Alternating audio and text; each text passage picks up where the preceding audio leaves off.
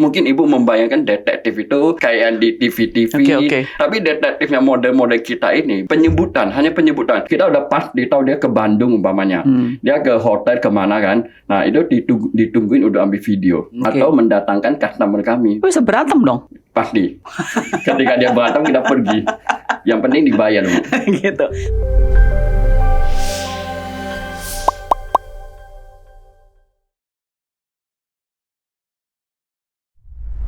Wait, kalian lanjut nonton video ini sudah belum? Follow, like, share, dan komen video ini. Please do.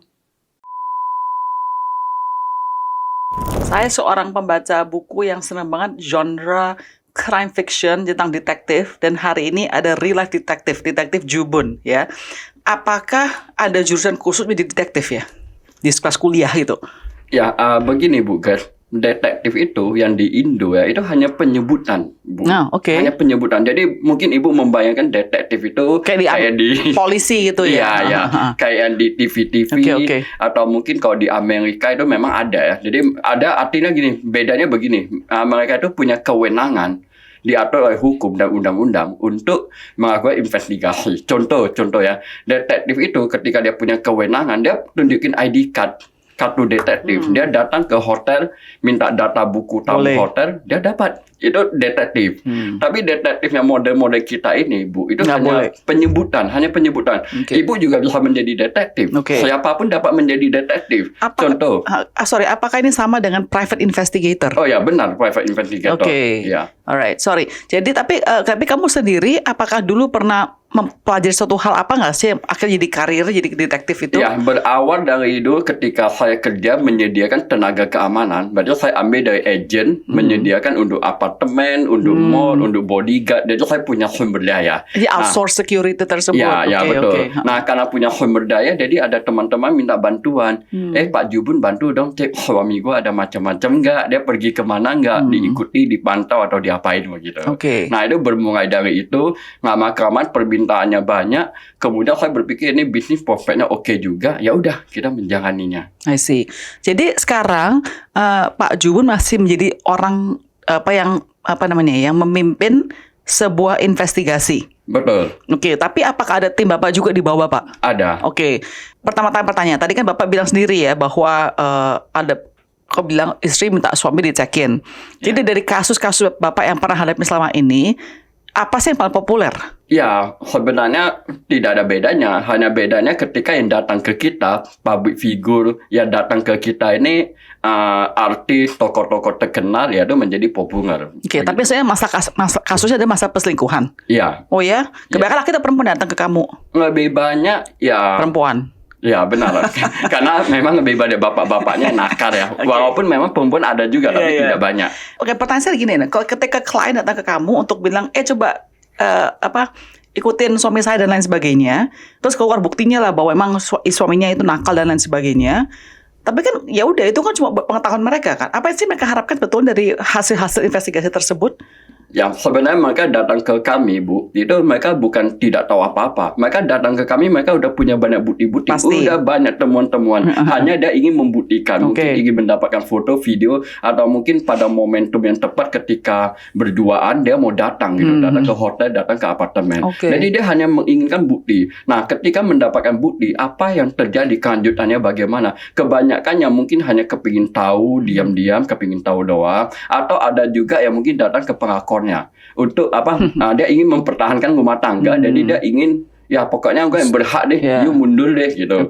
Ketika kamu memberikan bukti-bukti tersebut, pernah nggak merasa kayaknya saya nanti kayaknya malah merusak rumah tangga lah dengan provokasi dan lain sebagainya? Pernah nggak merasakan kayak tidak guilty gitu, merasa bersalah? Awalnya pasti saya bertanya kepada dia, Bu, nanti kalau ibu udah punya bukti-bukti, ibu maunya bagaimana? Karena aku berpikir ini bukan hanya menjual produk, tuh gue dapat duit udah nggak mau tahu apa-apa, enggak. Karena ini kan lebih kepada kemanusiaan. Jadi kami mendampingi dia, kan kebanyakan ibu-ibu curhat ya, curhat. Saya ajak istri juga, dia curhat. Kita tanya dia, Bu, nanti kalau udah punya bukti-bukti, ibu maunya bagaimana?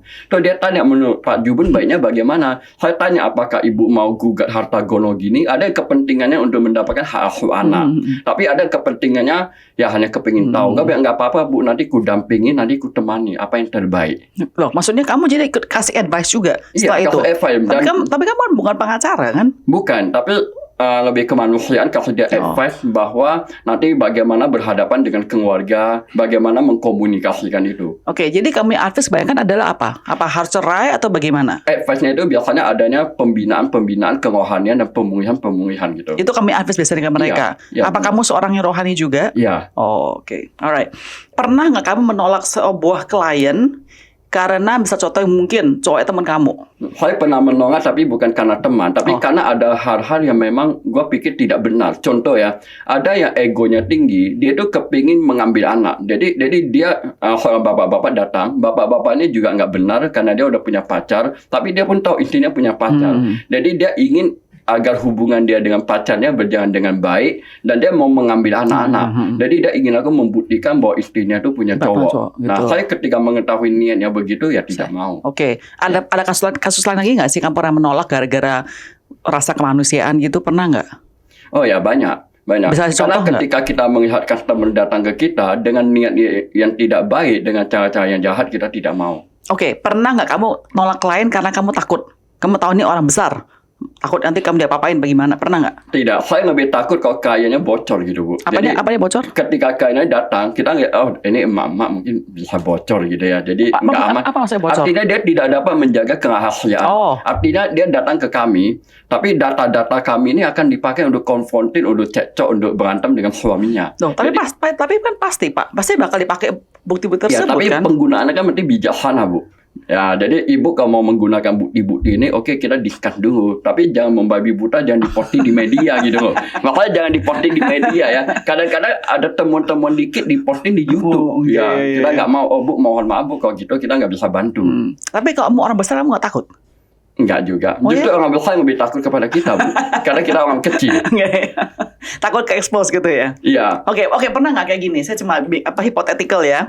Contohnya ibunya datang ke kamu. Ini suaminya orang gede nih, orang terkenal. Udah banyak Bu. Oke, dia datang, terus kamu temukan buktinya bahwa laki-laki kan nakal kan? Iya. Terus laki tahu nih bahwa kamu juga investasi di dia. Dia takut kan? Iya. Dia bayar kamu lebih lagi. Iya. Bayar kamu ekstra daripada istrinya pertama-tama. Dan kamu jangan kasih tau istrinya. Pernah nggak kayak gini? Pernah terjadi Bu, udah beberapa kali. Jadi ketika ibunya datang, suaminya orang penting, pemimpin partai contohnya, dia datang, dia menawarkan payment lebih lagi. Terus? Nah, karena itu kita menawarkan, kita akhirnya menjadi mediator Bu. Kita menawarkan, Pak, kalau aku terima begitu nggak enak juga. Atau begini aja Pak, aku bantu Bapak untuk menghubungkan ke Ibu. Mungkin banyak terjadi salah paham. Akhirnya ya kita menjadi penghubung. Terus berhasil? Berhasil dan menjadi baik lagi. Jadi teman dengan Bapak, jadi teman dengan Ibu. Jadi kamu ada itu dong, marriage counselor. Bukan detektif betulnya. Ya sebenarnya jujur saya ini memang banyak kegiatan di keagamaan juga. Oke, selain kasus perselingkuhan, apalagi yang kamu sekarang banyak selidikin ya? Kayak kita melihat penipuan, love scam. Love scam juga? Ya. Oke, terus? Ya, jadi banyak korban itu dia kena tipu, dia kena di internet, kena kemudian jatuh cinta dan akhirnya kena tipu. Nah, itu kami membantu untuk menemukan penipunya. Oke, saya pernah sih interview seorang korban love scam, tapi mereka nggak pakai detektif dan lain sebagainya. Seberapa Oke, kan ada, saya tahu kalau kita namanya investigasi itu ada beberapa aspek. Saya bahas satu ya Pak ya. Masalah finansial. Kadang-kadang kamu harus cek nih finansial orang tersebut. Contohnya bank account-nya berapa lah dan lain sebagainya. Bagaimana kamu dapat akses kepada hal-hal tersebut? Itu tidak dibenarkan Bu. Kalaupun kita untuk mengecek itu, kita punya metode. Metode sebenarnya bukan hanya detektif, bukan hanya seorang jubu yang punya kemampuan. Ibu dan teman-teman siapapun punya kemampuan. Maksudnya? Yang penting punya banyak ide-ide. Contoh ya, kita datang ke sebuah tempat untuk mau tahu dia punya properti, untuk mau tahu dia punya harta benda, ya kita dengan teknik menyamar itu contoh kita datang ketika kita bertemu dengan katakan ketua RT, kita mengaku dari pihak multi finance mau interview nih, ini kami dari HRD sebuah company mau ngecek ibu ini, ya dengan segala macam lah ya. Jadi dengan teknik-teknik banyak ide, banyak kreativitas, akhirnya kita untuk mendapatkan info-info yang dibutuhkan. Tapi kalau bank account nggak bisa ketahuan. Bank account tidak. Jadi kamu nggak pernah bisa dapat akses bank account. Oke, pernah nge-hack nggak kamu? Tidak. Jadi kayak pakai internet itu ngehack atau Tidak, dapat itu? justru saya tidak percaya dengan hacker, Bu. Karena ketika aku kerja seperti ini, membutuhkan hacker. Ketika di internet banyak mengaku hacker, data mau bekerja dengan kita. Ketika kita cek itu tidak efektif. Kenapa? Ya, saya tidak tahu ya apakah memang mungkin belum pernah ketemu. Tapi kalau yang mengaku hacker untuk membuka data itu tidak efektif dan bahkan gue tidak pernah menemukan yang perfect gitu ya. Karena untuk menghack itu kan contoh ya ketika mau menghack handphonenya ibu, berarti kan mesti kirim sesuatu ke ibu, dan ibu mesti pencet baru dapat. Kalau enggak dapat apa-apa. Jadi itu tidak banyak membantu dalam pekerjaan kita. Atau misalnya ngehack ke datanya bank gitu? Oh, tidak mungkin, kan mustahil itu. Itu susah ya? Ya, karena kalau dia mampu untuk ngehack data bank, ngapain dia Iya. True. Dia bawa sana aja gitu ya. Oke. Iya. Nah sekarang dengan adanya internet dan social media, apakah membuat pekerjaan kamu lebih gampang atau lebih susah? Oh, lebih gampang, Bu. Contohnya? Contohnya, seorang bapak-bapak, anggap dia nggak punya internet. Dia nggak punya internet, nggak punya IG, nggak punya Facebook, nggak punya apa. Tapi ketika dia kenal dengan ceweknya punya temannya kan punya internet. Jadi aku bisa menemukan foto bapak ini bukan di akun bapak ini atau bukan di akun cewek, tapi di akun teman ke teman gitu. Terus kalau contohnya sekarang dengan bilang jejak digital tersebut, apakah itu juga lebih gampang diketemui? Misal contohnya postingan zaman dulu, kadang misal contoh you follow whom, bisa kuat. Masa do you do that sampai detail-detail kayak begitunya? Iya benar, Bu. Jadi ada aplikasi di internet, ada yang menjual. Itu terutama kayak di tempat-tempat lembaga pendidikan detektif. Dia menjual aplikasi itu dapat mendetek itu ketika kita input nama, input email. Ini di email ini dia pernah bikin akun apa, macam-macam apapun itu akan muncul datanya. Itu illegal atau legal? Tidak tahu. Sejauh tidak ada tuntutan ya nggak apa-apa ya. Karena itu kan itu kan hanya data-data umum ya gitu ya. Alright. Jadi kalau kamu sekarang di zaman sekarang ini, berapa persen kasus yang kamu dapatkan pecahkan itu datangnya dari teknologi dan berapa dari internet, dan berapa dari internet? Berapa persentasenya? 90% dari internet. Oh ya? Oke. Jadi tapi kamu bilang tadi ya, kamu nggak hack handphonenya orang, kamu nggak hack email orang nggak? Tapi hanya mencari database di internet. Yes, yang memang publicly available. Ya kan? Dan banyak penyamaran. Banyak. Jadi kamu teori itu adalah kamu punya method itu ada pertama-tama yang paling penting apa sih? Apakah itu surveillance? Saya bekerja dengan 3 tim, ada 3 metode, dan itu mungkin bekerja bersamaan. Metode yang pertama itu ada tim yang bermain di internet. Dia bermain di internet, dia akan hunting tuh. Ketika Mr. X, kita tidak hunting Mr. X, tapi kita hunting Mr. X punya ceweknya punya teman, kita hunting. Wah, kita tuh kerjanya tuh memantau di internet. Itu pertama. Kedua, ada tim lagi yang yang menjadi teman dia, kayak mengenal dia, kayak untuk mengajak dia menjadi teman begitu ya. Jadi penyamaran berarti. Ya, penyamaran betul. Jadi bapak ini punya cewek, kita tahu ini ceweknya fitnessnya di mana. Nah, kami ada tim, bahkan mungkin katakan PT atau apapun, tim itu dia akan di tempat fitness itu untuk menjadi teman dia.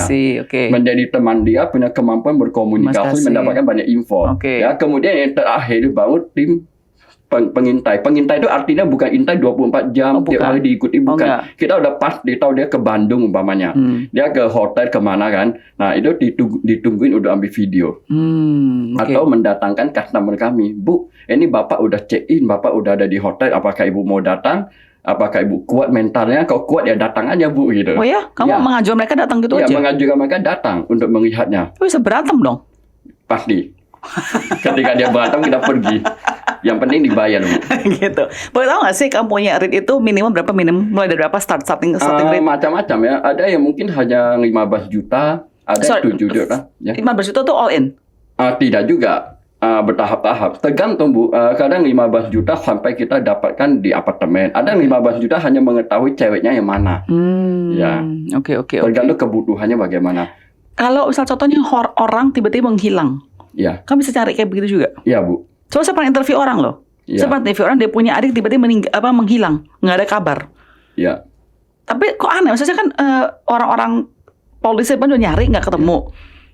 Kamu nggak, apa bedanya kamu kok bisa menemukan orang sesuatu yang hilang? Mungkin tergantung kejadiannya kan, kita mesti apple to apple ya kan, baikkan. Jadi nggak bisa main pukul rata. Oh, kok yang ini kenapa dapat ditemukan, kenapa Pak Jubun tidak dapat menemukan? Jadi aku pernah kasih contoh nyata. pernah datang seorang customer, dia itu multi finance, dia meminjamkan uang kepada seorang bapak. Ketika dia meminjamkan uang kan dia pegang dong KK, kartu keluarga, pegang dokumen-dokumennya. Nah, aku cek di KK itu, bapak ini punya anak. Berarti anaknya kan anak muda, anaknya ada main Facebook, ada main IG. Kita hunting di Facebook. Kita cek di Facebook kan, ternyata dia di Facebook kita tahu dia sekolahnya di mana, di SMA mana. Nah, kami nyewa badut untuk datang ke sekolah itu menawarkan pertunjukan. Ketika menawarkan pertunjukan, si badut ini dapat menyebutkan anak ini kan, aku akan menyebutkan namanya. Ketika aku menyebutkan namanya, angkat tangan dapat hadiah. Nah, si badut ini menyebutkan nama anak ini. Anak ini angkat tangan. Kita tanya anak ini, rumah kamu di mana? Kamu tinggal dengan siapa? Oh, tinggal dengan papa dan mama. Papamu kerja apa? Oh, ya alamatnya di mana? Nanti hadiah dikirim. Akhirnya kan mendapatkan itu. Akhirnya menemukan bapaknya kan, yang udah menghilang 7 tahun. Wow. Jadi kayak begini nih prosesnya tuh rata-rata ya cepet atau lama sih?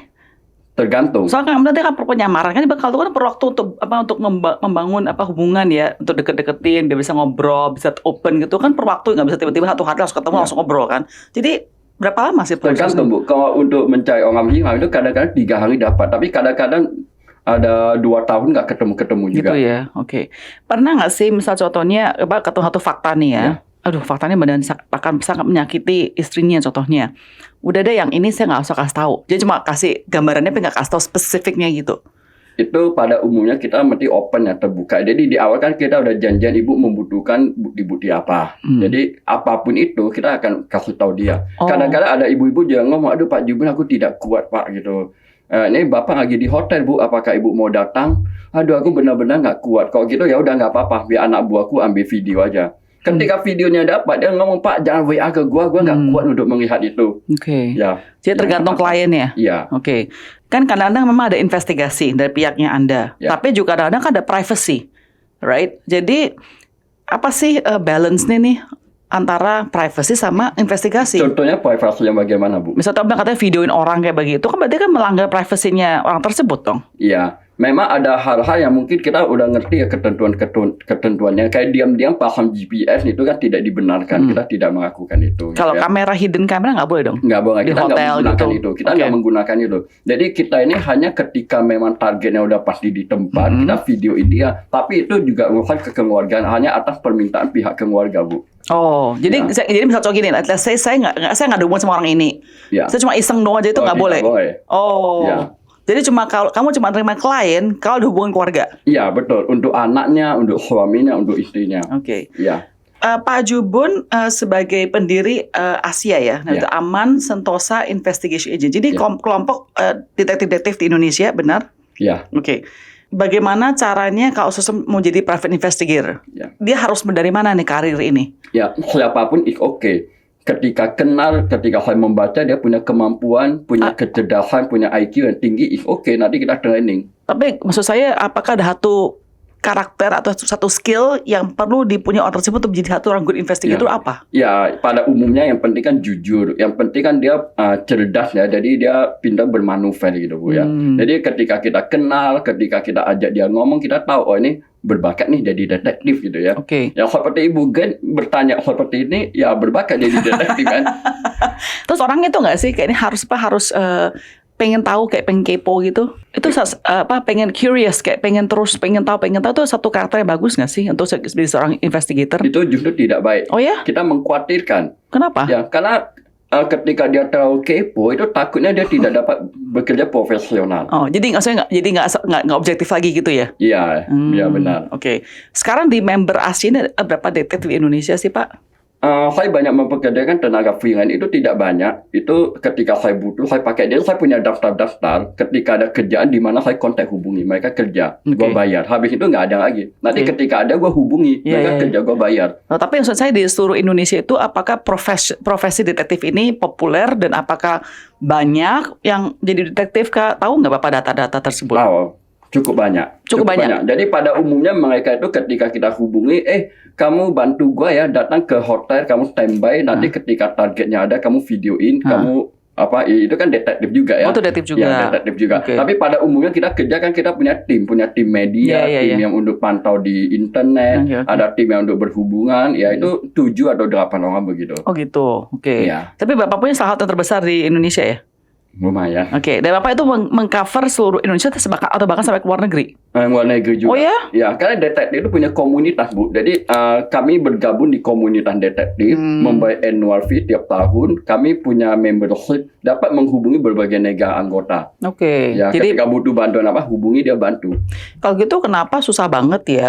Misalnya contoh orang DPO nih ya, mestinya gampang tuh nyariin mestinya. Ya itu no comment ya, Bu. Tapi maksud saya, kalau saya mikir kan mestinya kan kadang-kadang kita tidak dapat menggunakan sudut pandang kita untuk melihat case yang mungkin bukan bagian kita ya. Kan kita nggak tahu kenapa nggak dapat ditemukan. Oke. Kalau setelah seorang udah meninggal nih ya, kadang-kadang ada orang pinter tuh ya, bisa ada rasa-rasa, oh badannya di tubuhnya tuh di mana, jasadnya tuh di daerah ini gini.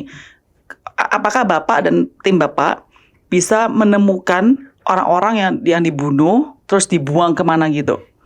Saya banyak menemukan di mana customer datang, dia datang ke dukun juga, dia datang ke orang pintar juga, dan dia menggunakan data-data itu untuk datang ke kami gitu ya. Contoh ya, ada ibu-ibu mengatakan suaminya punya istri muda, katanya imut-imut, badannya kecil, hitam manis begitu ya. Saya tanya, ibu tahu dari mana? Karena udah 5 dukun ngomongnya begini katanya, ya kan? Nah jadi kalau kita udah tidak menemukan itu, kita ngomong ke dia, Bu, itu kan ibu yakin gitu ya. Nah, jadi akhirnya kita menjelaskan ke dia, kita mesti percaya kepada hal-hal yang dapat dipertanggungjawabkan, ya kan? Ketika Bapak ngomong ke tempat A, Ibu mesti pastikan dia benar nggak di tempat A. Nanti tim aku akan memastikan itu. Jadi jangan percaya dengan hal-hal yang kayak begini.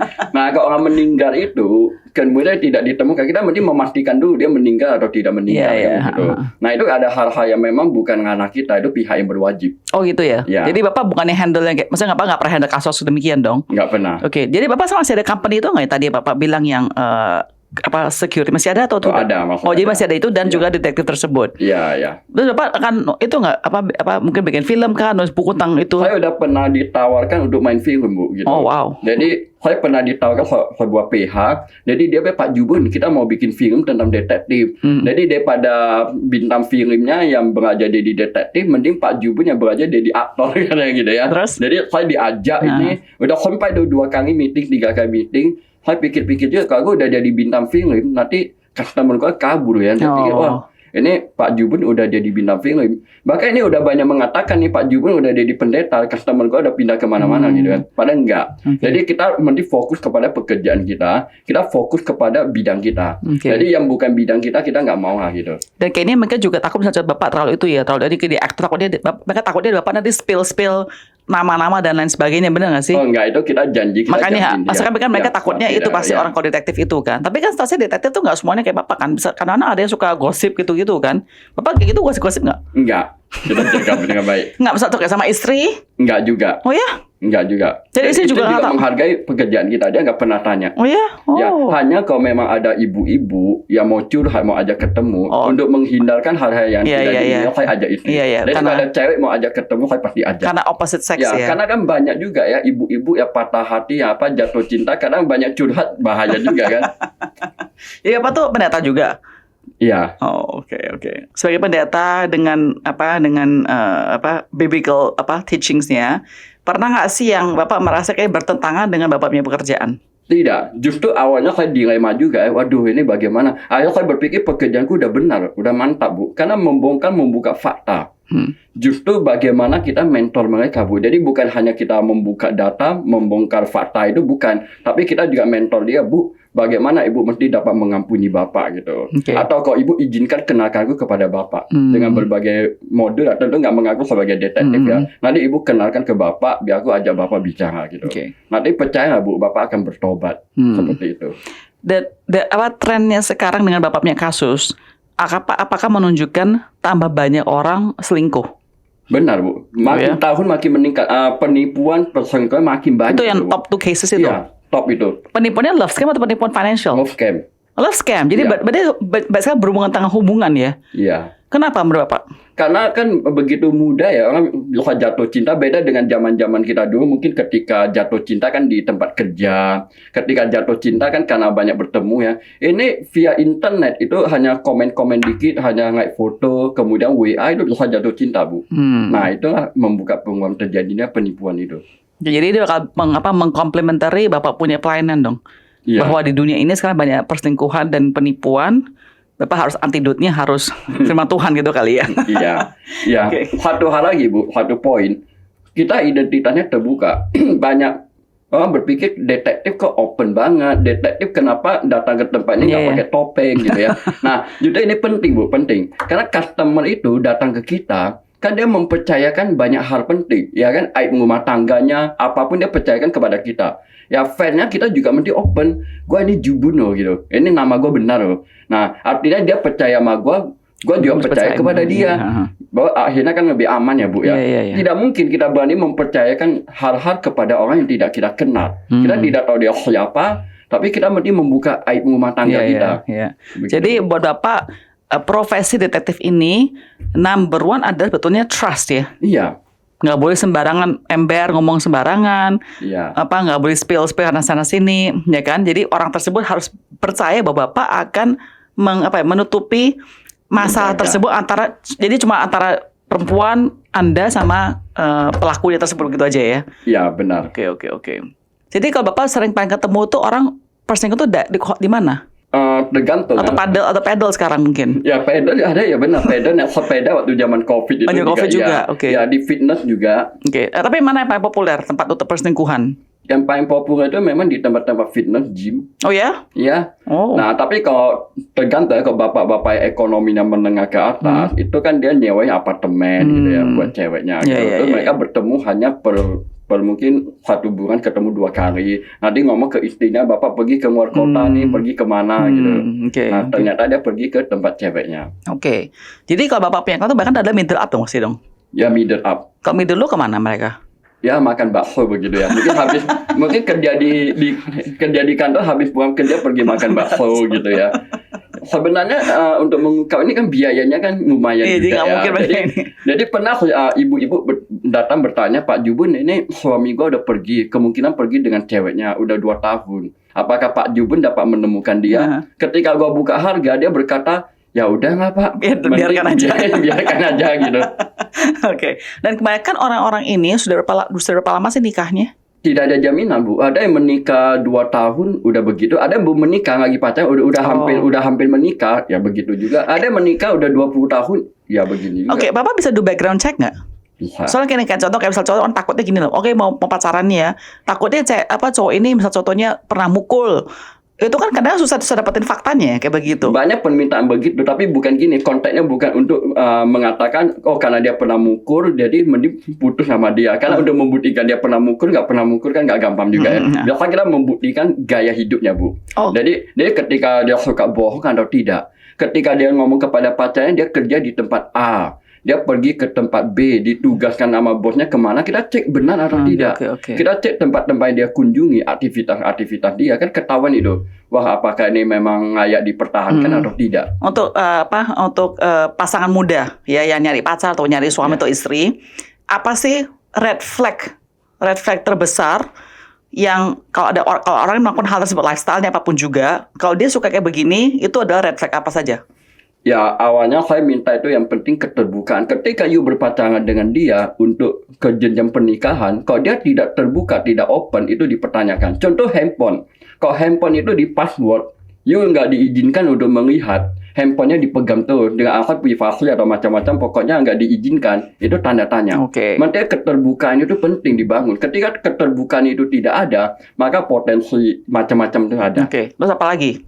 Red flag-nya. Ya, kemudian kedua, jangan mudah percaya dengan hal-hal yang ketika dia ngomong tindakannya berbeda. Contoh ketika dia ngomong kerjaannya bagus, jadi manajer, bisnisnya oke, tapi tindakannya itu mungkin dia mau pinjam duit dan sebagainya. Ya. Kalau lifestyle sesuatunya cara pakai baju atau tas atau mobil apa gitu, ada red flag nggak Pak? Itu tergantung keadaan keuangan dia. Kalau keuangan dia tidak goyang ya nggak apa-apa. Nggak ada red flag di hal tersebut. Jadi kita sekarang betul buat detektif Jubun ini adalah marriage counselor Jubun betulnya ini. Thank you so much ya Pak Jubun, is very interesting. Emang unfortunately the trend of the world is like that. Kan sesuai dengan Alkitab kan bahwa dunia akan tambah parah ya kan ya. Makanya bisnis ini maju. Gitu ya. So kesempatan ya Pak ya gitu ya. Thank you so much ya Pak Jubun ya.